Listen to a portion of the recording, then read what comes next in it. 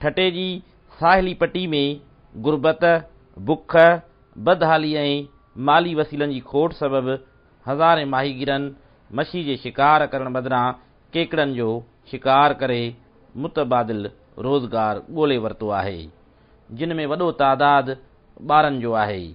Delta में मिठे पाणी जे मुसलसिल न अचण ऐं सामुंडी पाणी जी उथल सबबि हितां जूं आबाद ज़मीनूं बंजर ऐं बेफ़ाइदा बणिजी चुकियूं आहिनि, जंहिं करे गुज़िरियल 10 सालनि दौरान हितां जा हज़ारे ख़ानदान पंहिंजा अबाणा पट छॾे शहरनि ॾांहुं लॾ पलाण करे चुका आहिनि, जंहिंजो सबबि 1965 धारे कोटड़ी वटि ग़ुलाम मोहम्मद बेराज मथां दर पवण सबबि पाणी बंदि थियणु ॿुधायो वञे थो, जॾहिं त मौसमी तब्दीलियुनि मिठे पाणी जी अणाहठ तोड़े बूलो ऐं गुजो ॼार जे इस्तेमाल सबबि मछी जे नस्ल में 500 खां 800 मेट्रिक टन सालियानो घटिताई आई आहे, जंहिं सबबि साहिली पट्टी जे 53 छाड़नि में रोज़ी कंदड़ मुहाणा नंढा जीवत जहिड़ो कि हणखण नांग पकड़े खपाए पेट गुज़र कनि था।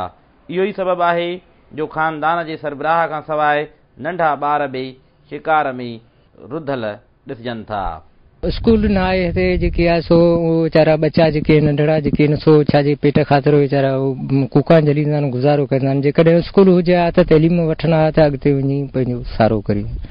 हाँ सो त उहो आहे स्कूल कोन्हे न की को आहे कार्य समुंडे पट्टीअ में जेके आहे सो असां वटि बेरोज़गारी आहे। नंढा ॿार ज़्यादातर शौक़ में, छो त अॼुकल्ह हिन साइडुनि में साहिली पट्टियुनि में स्कूल वग़ैरह आहिनि कोन, छो त हिते जा ॿार स्कूल खां महरूम आहिनि, पोइ कमु करे करे माना कुका जलण इहो। सियारे जी मुंद शुरू थींदे ई हितां जा मुहाणा केकड़नि पकड़ण में मसरूफ़ थी वञनि था ऐं साहिली पट्टी जे नंढनि वॾनि शहरनि जाती, ॻाढ़ो, शाह बंदर, केटी बंदर ऐं घोड़ाबारी में वापारी पंहिंजा ख़रीदारी मर्कज़ खोले वापार शुरू कनि था। असांजो इहो 100 रुपया दाणो हलंदो आहे, 5-4 ॾींहं लॻंदा आहिनि। इन में फ़ाइदो आहे, इन में मच्छीअ खां इन में ख़र्चु थोरो थिए थो, इन में फ़ाइदो वधीक आहे। बाक़ी हाणे हीअ त सही आहे, जेको सीज़न हूंदी आहे उन ते जेतिरो अघु कॾहिं वधि हूंदो आहे कॾहिं घटि हूंदो आहे, पर सियारे में अघु ज़्यादा हूंदो आहे हिन जो। कारोबार हिन में बचत आहे करी था मिलियो वञनि, चकर थिए थो कराची जो त 10-15-20 हज़ार बचियो वञनि। ऐं हिते ज़ीरे खां, कलका खां, डिजो खां तव्हां माण्हू खणी था अचनि, उन जो कमु थियो वञे। उहे केकड़ा विच एशिया जे मुल्कनि इंडोनेशिया, चीन, थाईलैंड, फिलिपाइन ऐं ॿियनि मुल्कनि ॾांहुं मोकिलिया वेंदा आहिनि। गर्मियुनि जी मौसम में आलमी मंडी में केकड़नि जी खपत घटि हुजण करे मादी केकड़ो सिर्फ़ 20% जॾहिं त नर केकड़ो सिर्फ़ 50% विकामे थो, जॾहिं त उन जी भेट में सियारो शुरू थींदे ई केकड़नि जा अघ चोट चढ़ी वञनि था। 300 ग्राम वारी मादी केकड़ो 150 रुपयनि ऐं नर केकड़ो 400 रुपयनि ताईं विकामे थो।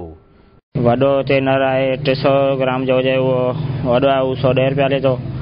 नंढो 300 खां घटि 1 ग्राम थियो वञे त उहो 15 रुपए जो आहे। मादी आहे सा 20 रुपए जी आहे। कारोबार आउं 10-12 साल खां करियां पियो ऐं आउं ईंदो आहियां कराची मां, हिते जाती मां कुका वठणु, छो त हिते खारे में हिते जा माण्हू मारींदा आहिनि, ॿार तोड़े वॾा। हितां असांखे मिलंदो आहे फी को माना मादी मिलंदी आहे 50 रुपया 60 रुपया, नर मिलंदो आहे 100 रुपया 120 रुपया। त वरी असीं उहो हिसाबु रखी कराची में विकिणंदा आहियूं, पंहिंजो मुनाफ़ो रखी, माना जहिड़ो 100 में वरितोसीं त 130, 140, 150 ताईं अहिड़े हिसाब सां विकिणंदा आहियूं। पोइ हफ़्ते में चकर थींदो आहे, मज़दा पंहिंजी भरे तव्हां टारसन भरे वेंदा आहियूं, खणी उते वञी पंहिंजो कारोबार कंदा आहियूं। ॿुधायो वञे थो त सिंध जी साहिली पट्टी जो मिटी वारो केकड़ो दुनिया जे ॿियनि केकड़नि जी नस्ल जी भेट में वधीक पसंदि कयो वञे थो।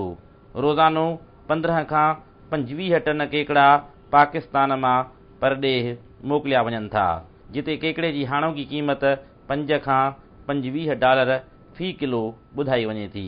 उन जी भेट में मक़ामी माहिगीर खे सिर्फ़ 1 खां 2 डॉलर मिलनि था। हिकु माहिगीर खे जेकॾहिं 4 खां 6 केकड़ा मिली वञनि था त संदसि घर जो ख़र्च हली वञे थो।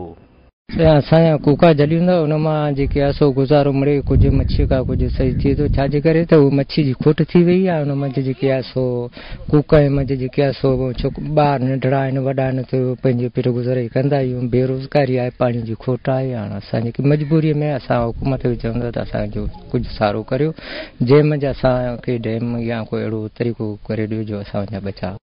केकड़े खे हितां जा मुहाणा कोको चवनि था।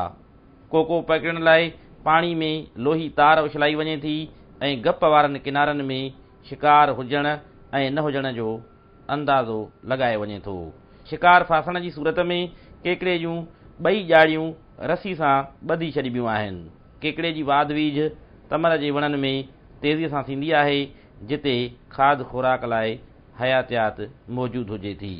ठटे जी साहिली पट्टी में मच्छी जी फार्मिंग जी या केकड़े जी फार्मिंग लाइ तलाउ पिणु ठाहिया विया आहिनि जिते सियारे जी मुद में 4 महीननि ताईं केकड़नि जी पालना थिए थी। हिकु मादी केकड़ो 150 खां 300 आना ॾियण जी सलाहियत रखे थो जॾहिं त उनजी खाद खुराक लाइ तलाउ में मच्छी पिणु विधी वञे थी। जीअं मच्छी जो फार्म ठहे थो कूकनि जा फार्म ठही वञनि त उन मंझि माण्हू कूका जेके सो मारींदो विझंदो ईंदो ऐं उन मंझि उनजो ज़्यादा फ़ाइदो थींदो वेंदो। जेतोणीकि सरकारी सतह ते केकड़नि जी सनअत ते को बि ध्यानु नथो ॾिनो वञे पर माहिरनि जो चवणु आहे त केकड़नि जी एक्सपोर्ट ज़रिए पाकिस्तान खे सालियानो 22 बिलियन मिलनि था।